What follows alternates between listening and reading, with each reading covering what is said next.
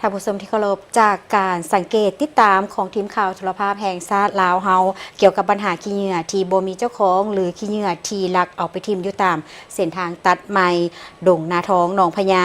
ซึ่งการนำเสนอภาพวิดีโอและบทข่าวต่อไปนี้แม่นบ่ได้ตำหนิภาคส่วนใดหากเป็นการสะท้อนให้เห็นถึงจิตใจอันคับแคบของคนที่มักง่ายที่บ่ฮู้วิธีการจัดการขี้เหงื่อของตนเองที่สร้างขึ้นจนกลายเป็นปัญหาสังคมค่อยเจ้าทิมเทื่อละน้อยสร้างสภาพแวดล้อมที่บ่งามตา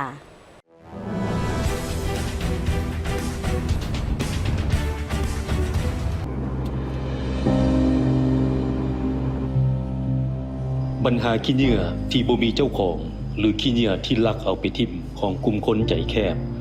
จิตใจคนเมืองที่บ่มีความสิวิไลอาศัยแต่ได้ลักไปทิ่มใส่ตามดินเปาวางหรือดินแคมทางตกเป็นสนามขี้เหงื่อแบบบ่ได้ถูกแต่งตั้งจากจิตใจคนขับแคบ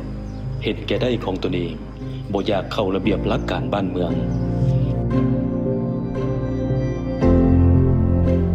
ตามเส้นทางตัดใบเขตดงนาทองหนองพญาเส้นทางที่พรรคและรัฐบาลสร้างสาไว้ให้เพื่อสะดวกในการไปมาแต่ปัญหาขี้เหงื่อตามแคมทางเหล่านี้ได้ยังใหญ่อยู่เส้นทางจากเขตไฟอำนาจ3แยกบ้านดงนาทองดงนาโซหาเขตไฟอำนาจ4แยกทั้งไปห้องหมอแม่เด็กใหม่ประมาณ3กิโลเมตรประกอบมี5บ้านที่ร่วมชะตากรรมตกเป็นดินเปล่าวางกลายเป็นบ่อนทิ่มขี้เหงื่อสาสายเส้นจุดบ้านดงนาทองบ้านลักหินบ้านหนองปึกใต้และบ้านหนองพญาที่ขึ้นกับเมืองสีโคตะบองและเมืองไซธานีนครหลวงเวียงจันทน์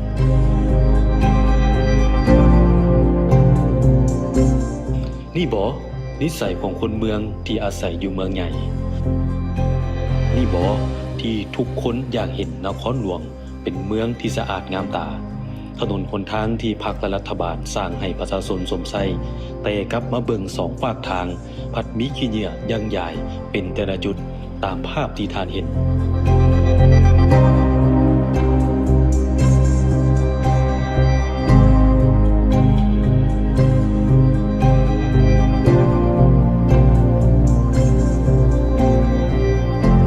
การนำเสนอภาพวิดีโอและบทข่าวจากทีมข่าวโทรภาพแห่งชาติลาวบ่ได้ตำหนิภาคส่วนใดหนึ่งหากเป็นการสะท้อนให้เห็นถึงจิตใจที่คับแคบของคนมักง่ายที่บ่ฮู้วิธีการจัดการขี้เหงื่อของตนเองสร้างขึ้นคิดแคบๆขอแต่ได้ทิ่มให้วิทย์จากมือหรือเฮือนของตนเองจะไปหกเหื่ออยู่บอนอื่นก็ตามสร้างการทิ่มขี้เหงื่อสาสายเป็นการสะท้อนถึงจิตใต้สำนึกที่บ่สิวิไล